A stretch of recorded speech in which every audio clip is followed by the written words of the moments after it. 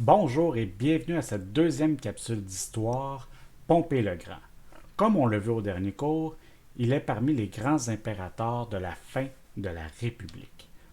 Notre petite histoire d'aujourd'hui commence pendant les guerres civiles qui ont opposé les optimates, soit les grandes familles aristocratiques qui contrôlaient le Sénat, aux populares, qui sont les familles qui s'appuyaient sur le peuple pour faire avancer leur agenda. En 87 avant notre ère, les populares encerclent Rome, l'assiègent et la soumettent. Il commença un règne de terreur qui dura 4 ans.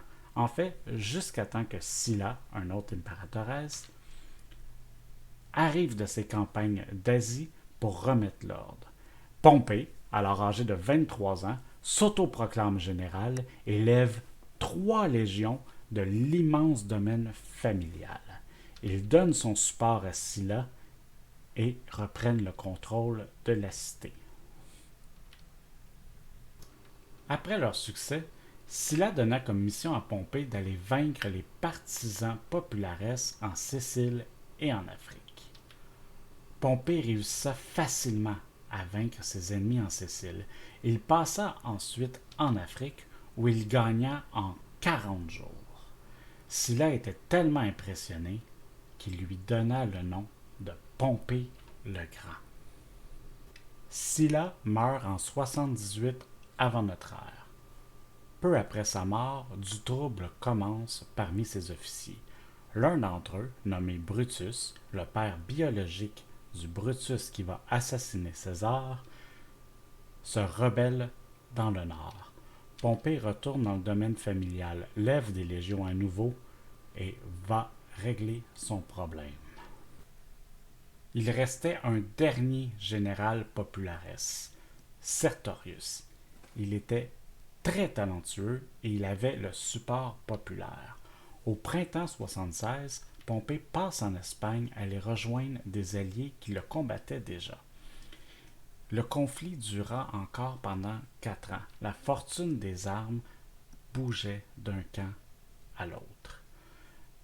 En 72, alors que la pression commence à augmenter sur Sertorius, un de ses lieutenants l'assassine. Dans la bataille suivante, Pompée est vainqueur.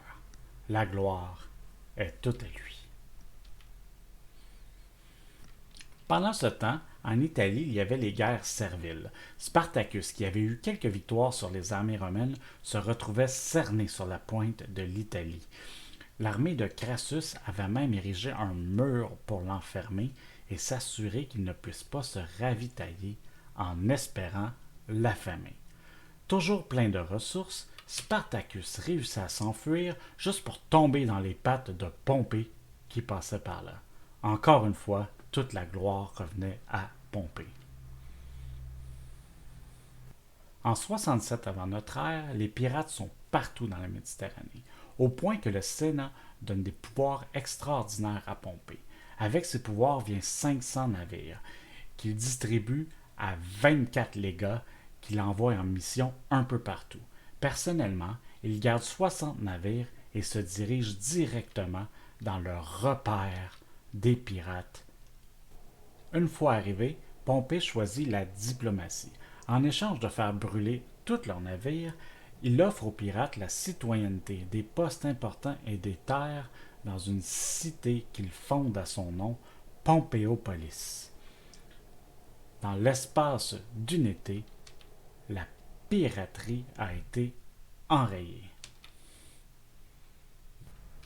Après un certain temps, il revient à Rome, mais contrairement à tous ses prédécesseurs, il ne demande absolument rien. En fait, il donne congé à ses troupes.